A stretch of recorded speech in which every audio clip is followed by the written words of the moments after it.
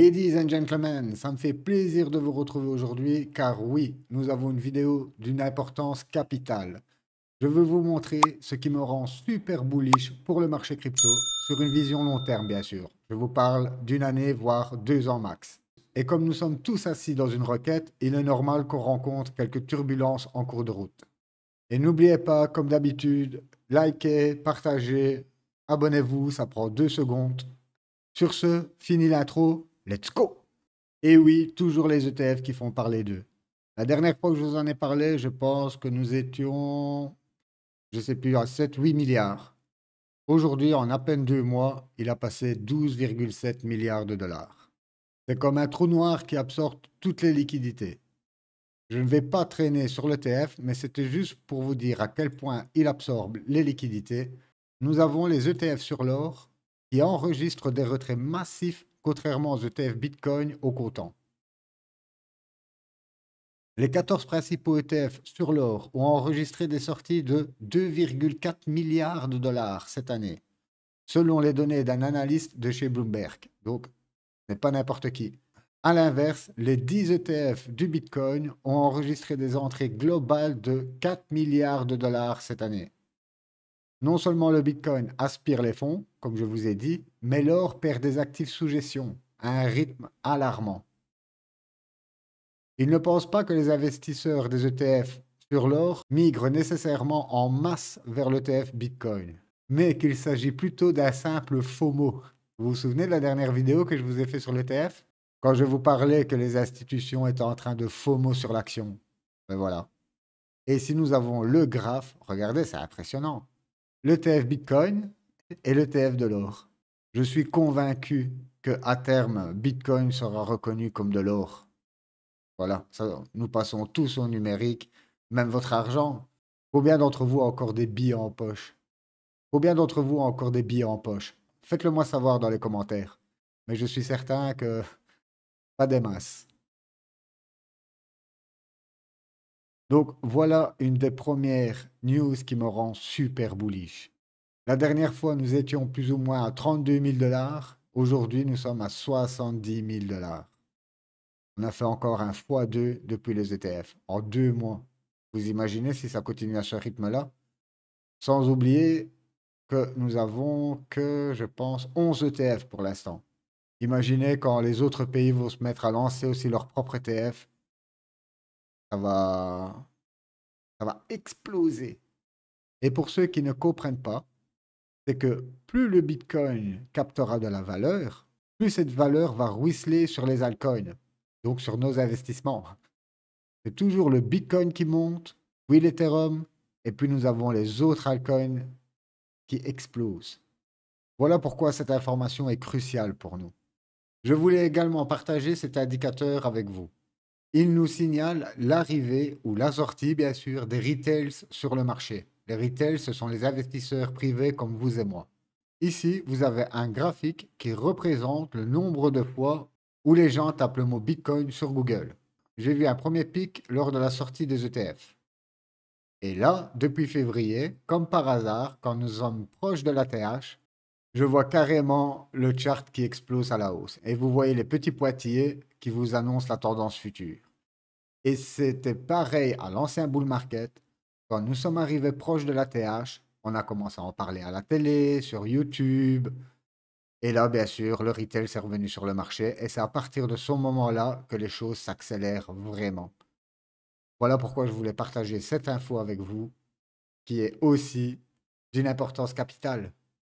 Voici à présent un graphe qui représente les adresses qui ont plus de 1 million de dollars. OK? Donc, ce sont les whales. Les whales, baleines en anglais, c'est ce qui représente les plus gros portefeuilles. OK? Nous sommes le plancton accroché à la baleine pour se nourrir des restes.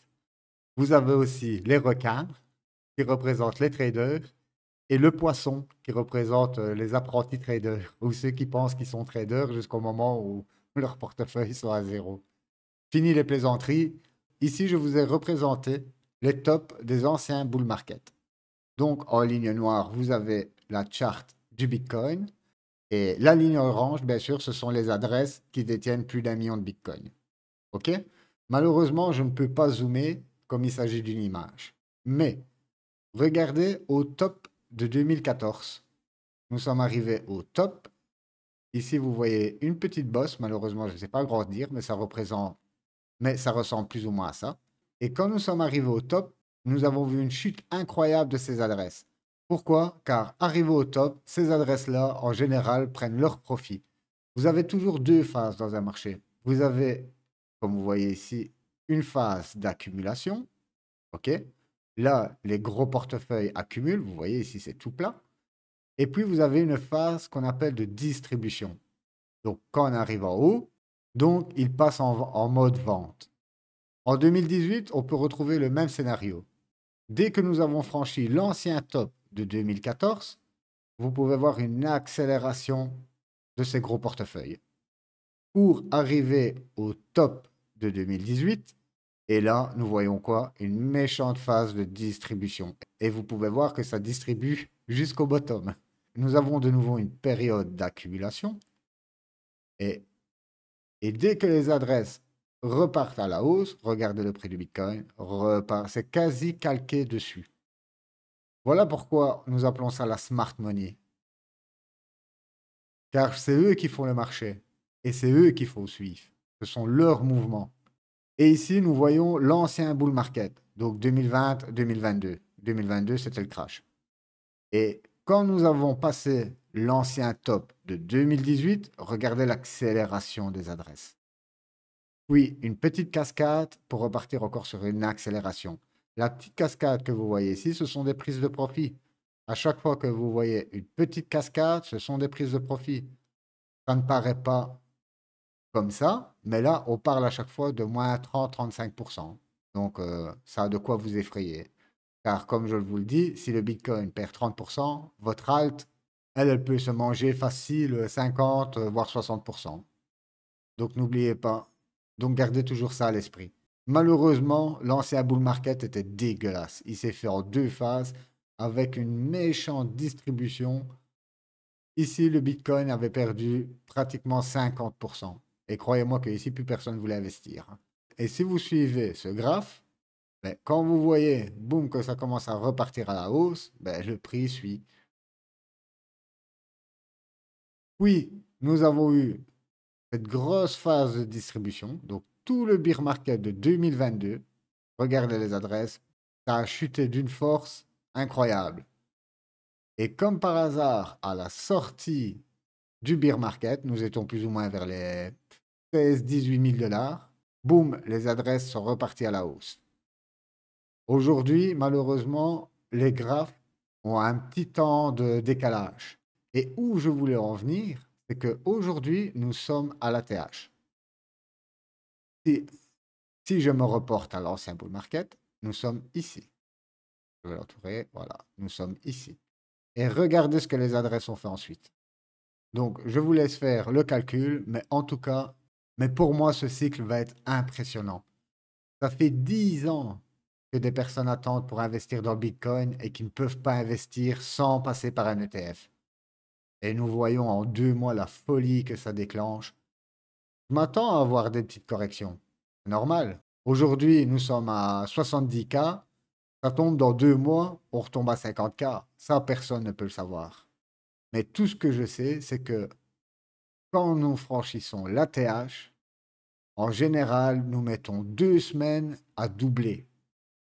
OK? Donc, on a 70 000 quand nous perçons l'ATH, avec conviction, bien sûr. Comme je vous le dis, on veut voir du volume, on veut voir des belles bougies pour briser l'ATH. Là, c'est timide. Nous venons à 69 000, puis on vient à 70 000, 71 000, c'est timide.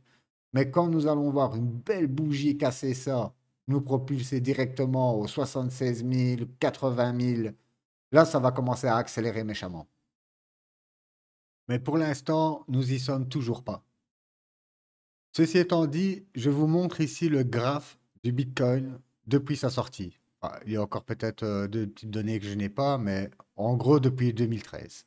OK? Vous pouvez voir que depuis 2013, à long terme, la tendance est haussière. OK? Il n'y a pas de doute là-dessus. Nous sommes partis de à peine 10 dollars et aujourd'hui nous sommes à 72 000 dollars. Donc d'ailleurs, nous revenons à 72 000 une fois de plus. Et là, je vous présente une réflexion de pensée que j'ai eue. OK? Vous avez la ligne bleue au-dessus qui représente tous les tops de marché. Donc j'ai prolongé tous ces tops pour bien sûr avoir des perspectives de prix futures.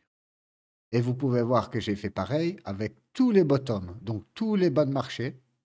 Je les ai repris avec cette ligne rouge pour bien sûr fixer un objectif de prix du bottom. Car c'est bien de fixer un objectif de prix pour le top, mais c'est bien aussi de savoir après le top jusqu'où on peut redescendre pour pour le prochain bear market.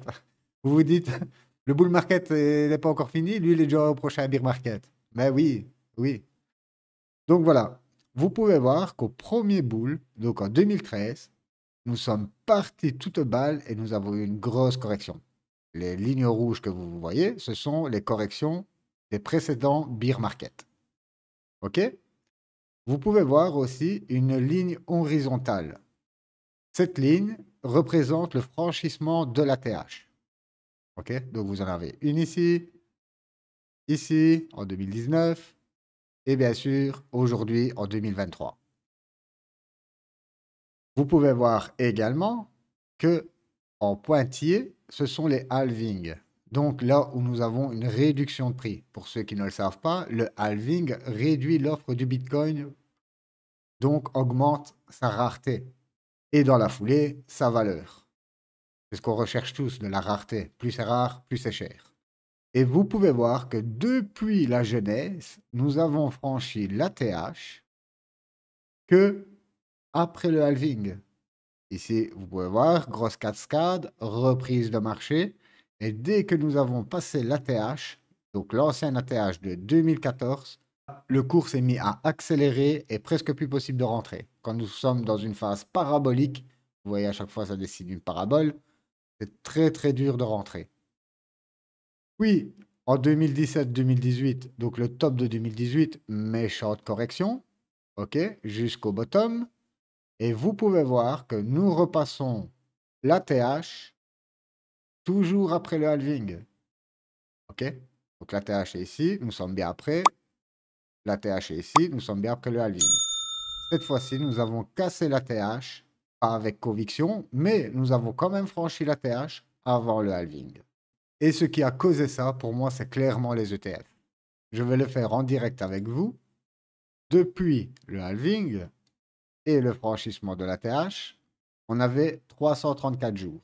Au deuxième halving, nous avons cassé l'ATH 244 jours après. Et aujourd'hui, nous sommes 40 jours avant le halving. Voilà pourquoi je voulais absolument faire la lumière sur l'ATH. Car oui, l'ATH est d'une importance cruciale. Vous allez voir, dès que nous allons monter à 80, 85, on va en parler partout. Déjà là, on en parle partout. Avec l'ETF, vous allez sur Bloomberg Business ou peu importe, vous voyez ETF Bitcoin affiché partout. Et une autre précision que je voulais avoir avec vous, c'est bien sûr combien de temps il nous reste avec tout ça. Mais regardez, c'est pareil. Vous voyez ici que je vous ai mis une plage de dates qui représente l'ancien plus bas jusqu'au top du marché. Donc un cycle de hausse complet. Combien de jours ça met? Ben, vous voyez que ici, nous sommes à 1065 jours. Donc depuis le plus bas jusqu'au top de marché. J'ai fait pareil avec le bull de 2020. Vous pouvez voir que depuis le plus bas jusqu'au top de 2021, nous avons mis exactement 1066 jours. Un jour de plus. Donc, qu'est-ce que j'ai fait? J'ai reporté aussi du bottom que nous avons eu en 2022. J'ai reporté 1065 jours pour voir à quelle date ça nous conduit. Et ça nous conduit fin d'année 2025. Si nous restons dans les clous, il nous reste à partir d'aujourd'hui 580 jours de bull run. Voilà, à partir d'aujourd'hui, il nous reste 580 jours de marché haussier. Avec des corrections en cours de route, ça oui, mais si on se réfère aux anciens bulls, Peu importe comment va se passer celui-ci, en tout cas, c'est ce qu'il nous reste. Et vous pouvez voir la ligne bleue, j'ai prolongé tous les tops pour voir justement en fin d'année jusqu'où ça nous mènerait. Et accrochez-vous bien, car ma target, bien sûr la plus bullish, c'est un Bitcoin à 200 000 dollars en fin d'année 2025. Oui, je sais, ça peut paraître énorme, mais c'est ma target bullish, c'est les 200 000 dollars. Une fois que nous franchirons les 100K, qui est un chiffre psychologique majeur, les 100K, je commencerai à appliquer mes techniques de vente, que vous pouvez retrouver dans la playlist Tuto Crypto, pour la petite parenthèse. Voilà, ladies and gentlemen, ce qui me rend aussi bullish sur le Bitcoin. Toutes les données et toutes les charts que je viens de vous présenter, pour moi, ça ne fait aucun doute. Nous avons encore clairement plus d'un an pour bien profiter de ce marché.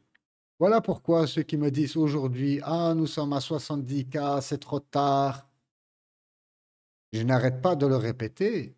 Là, c'est le Bitcoin qui monte en premier, puis ça se déverse vers l'Ethereum, et puis seulement ça se déverse vers nos cryptos.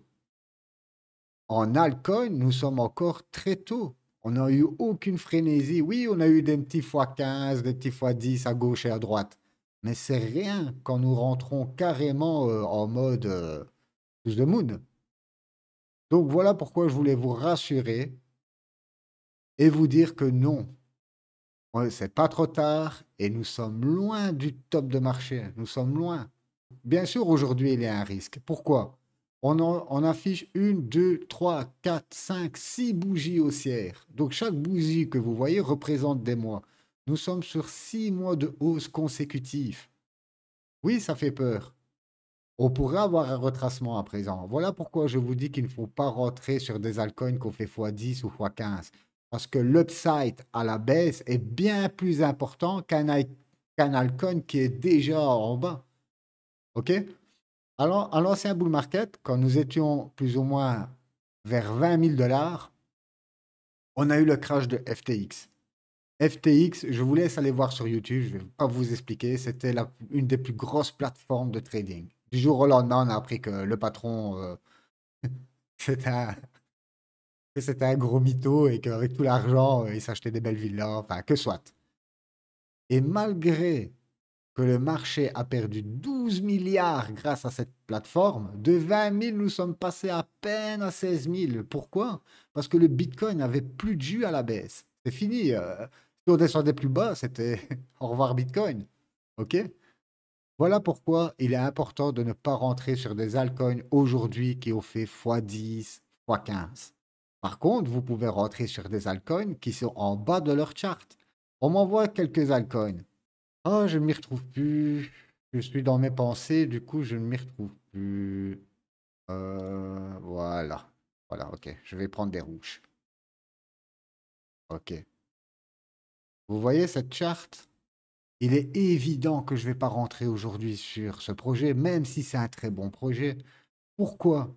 Parce que si le Bitcoin se met à chuter, vous pensez bien que cette crypto-là, elle va se retrouver dans le rectangle que vous voyez là en bas. Et ça, c'est clair et net. Aujourd'hui, le Bitcoin perd 20 à 25% de sa valeur, voire 30%, croyez-moi que cette crypto-là, elle va méchamment prendre. OK? Donc voilà pourquoi je ne rentre pas. Que ça soit même sur, qu'est-ce qu'on en voit? Les États. Voilà, les États, c'est pareil. Je ne rentrerai pas. J'ai seulement mis une alarme ici. Et bien sûr que je ne vais pas rentrer là. Je veux voir cette bougie-là, si elle va être travaillée ou pas. Et vous voyez l'upside à la baisse que vous avez. A contrario, pour moi, des bonnes cryptos,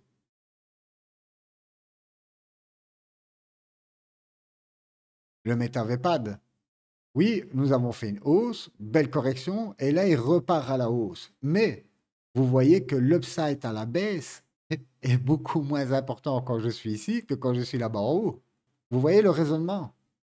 Donc oui, il y a des altcoins aujourd'hui où vous pouvez rentrer. C'est pareil pour le Vela. Voilà, le Vela chute monstrueuse. Regardez-moi, je suis rentré ici. Et là, nous sommes tout dans le bas. Oui, on pourra encore chuter, mais l'upside à la baisse est bien moins important que quand nous étions là-haut. Ici, aujourd'hui, c'est comme si à 70 000 dollars, vous rentrez sur cette crypto et que nous sommes ici en haut. Ensuite, le Bitcoin perd 30%, ben vous vous retrouvez là en bas. Et c'est véridique, honnêtement, hein. Et là, vous perdez jusqu'à 80% de votre wallet. Voilà pourquoi, oui, on peut acheter de la crypto aujourd'hui. Bien sûr que moi, j'achète encore de la crypto. J'ai encore acheté du WinRare hier. Voilà, pour vous dire, le WinRare, boum, on est là. Et voilà. Pourquoi je rentre sur le WinRare? Ben oui, à la baisse, j'ai moins d'upside que si j'étais là-bas tout en haut. Donc, vous voyez qu'il y a des cryptos que vous pouvez rentrer aujourd'hui dessus, mais des cryptos qui ont bien corrigé. Et sûrement pas des trucs qu'ils ont fait x20. Et n'oubliez pas qu'à chaque fois, pour acheter la crypto, vous avez tous les liens en description, que ce soit Bitgate, KuCoin ou MEX. C'est là où je trouve la plupart de mes cryptos.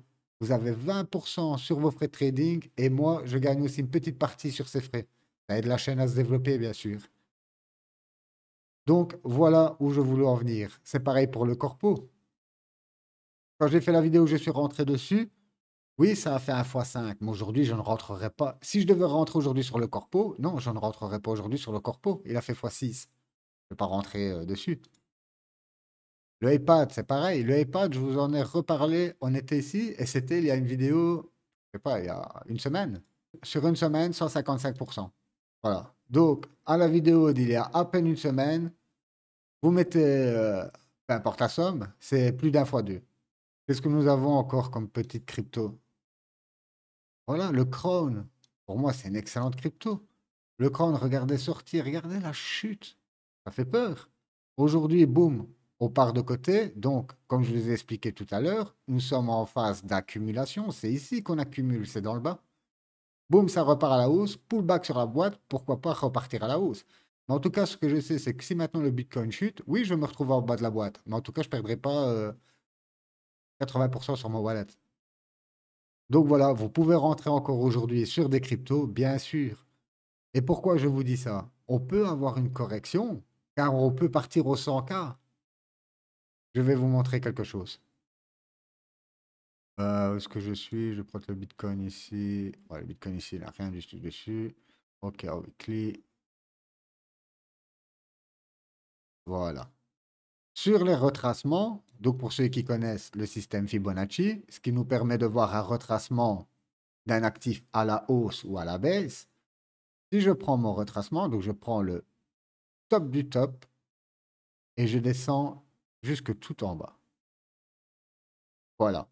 On a eu nos premiers objectifs. Bien sûr, vous arrivez aujourd'hui, vous ne pouviez pas savoir. Mais les premiers objectifs étaient les 38,2. C'est les premiers niveaux de retracement.